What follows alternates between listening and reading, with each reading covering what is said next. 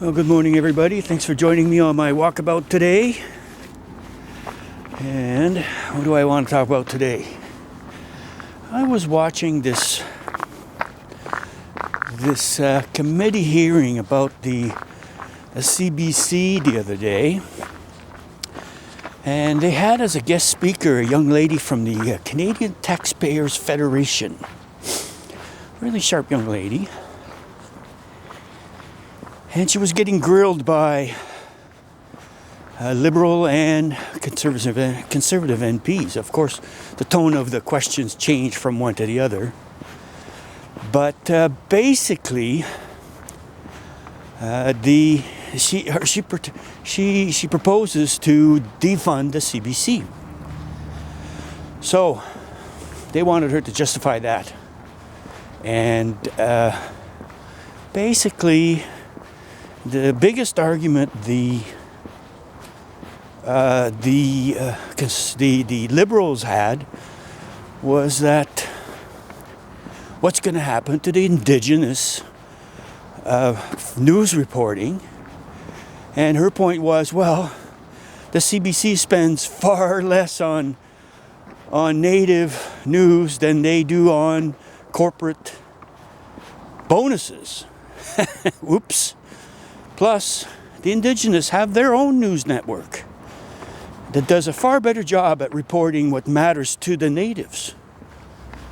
Well, that didn't fly too good for him. He goes, well, okay, what about the communities in Northern Ontario that don't have full coverage?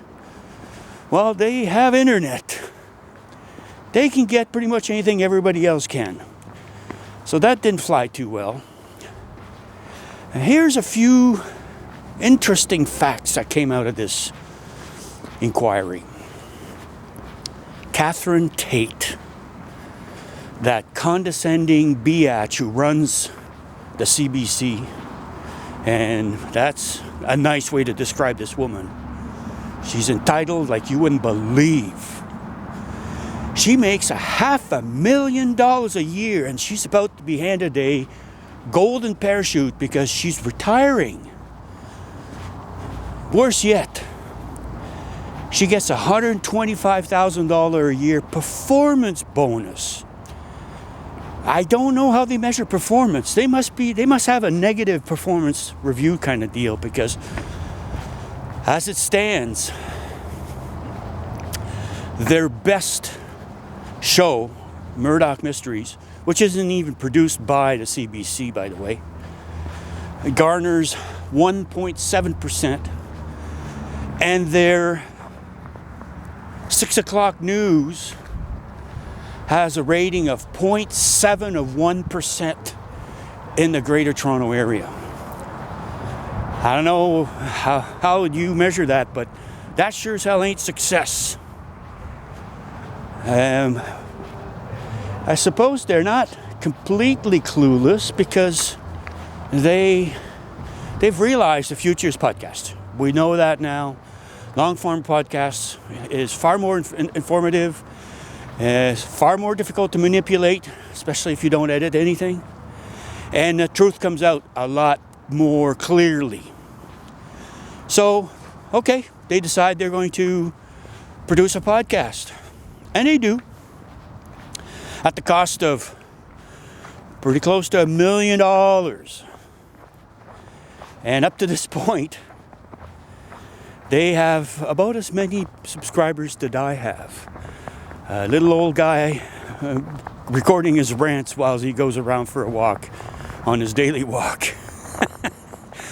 Wow. Way to go, Radio Canada or CBC or complete BS corporations, as I like to call them. They've become effectively a vestigial arm of the Canadian Liberal government, and it's pretty much all propaganda. Hate Trump, hate Trump, hate Trump. They got nothing. They really have nothing. Yeah, it's time to defund these guys, or at the very least, I would reduce their budget by the size of the bonus every year.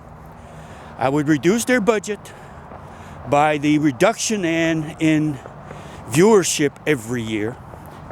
And I would also, because last time they got handed a big bonus, they responded by firing a whole bunch of journalists.